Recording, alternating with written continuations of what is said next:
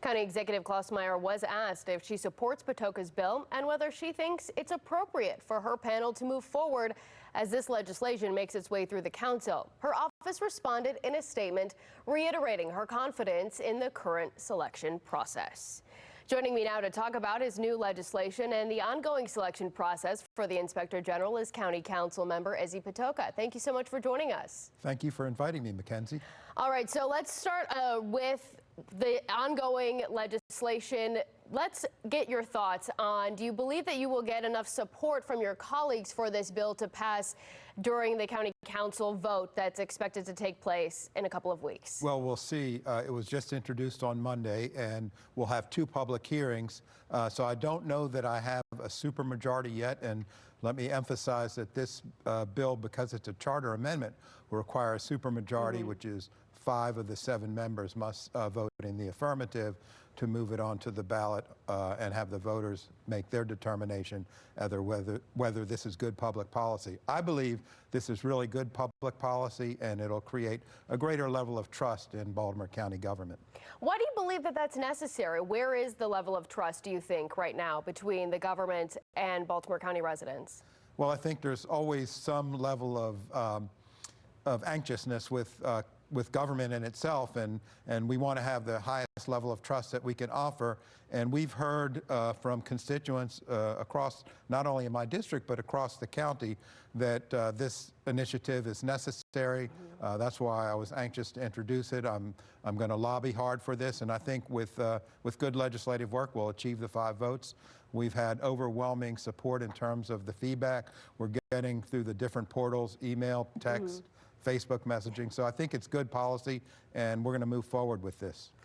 During the public comment portions of this in the public hearings, what are you hoping that voters learn about this legislation? And, you know, Baltimore County would not be alone in how this process would play out if this were to pass, correct? Sure, and we modeled this bill through the Howard County bill, the Howard County Inspector General's office, the Baltimore City's Inspector General's office, and also in consultation with the Association of Inspectors General. So it's been vetted pretty thoroughly through successful processes.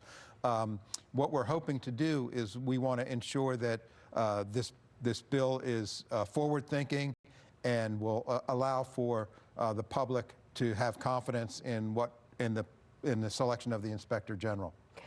What's your take on the selection process right now that's unfolding? Do you think politics are at play for Kelly Madigan? Well, I'll say this, Mackenzie, is to me, it's about employee retention. It's always been about employee retention.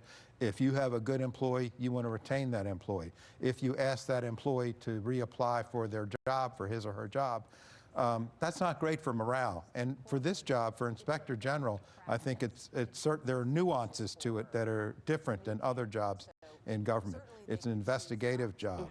It is a job that requires a law background. And you have to understand county agencies and the nuances of county agencies. And I think Kelly Madigan has done a really good job to do that. I think Kelly's done an exceptional job. And we want to retain our good employees, as I mentioned earlier. And so, you know, I support Kelly's nomination. I hope that the group that is currently reviewing the applicants will forward Kelly Madigan's name to the county executive, and then her name will be forwarded to the county council.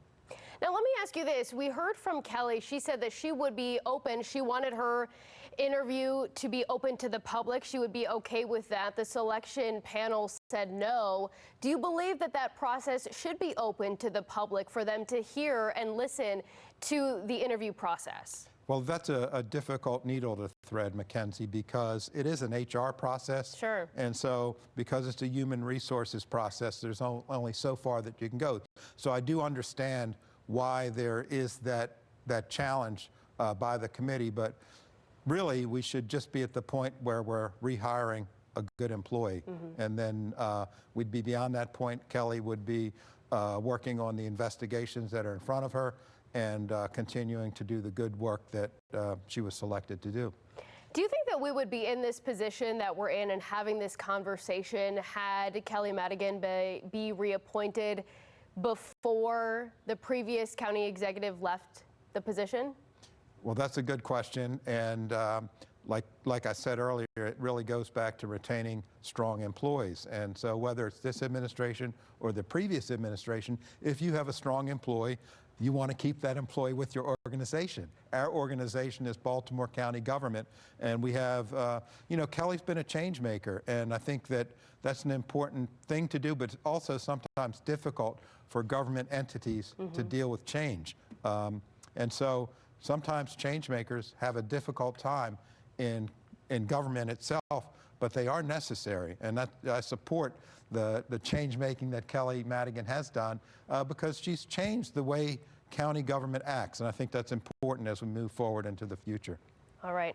Councilmember Patoka, I appreciate your insight. We'll be sure to follow this bill process as it plays out. Thank you so much. Thank you so much, Mackenzie.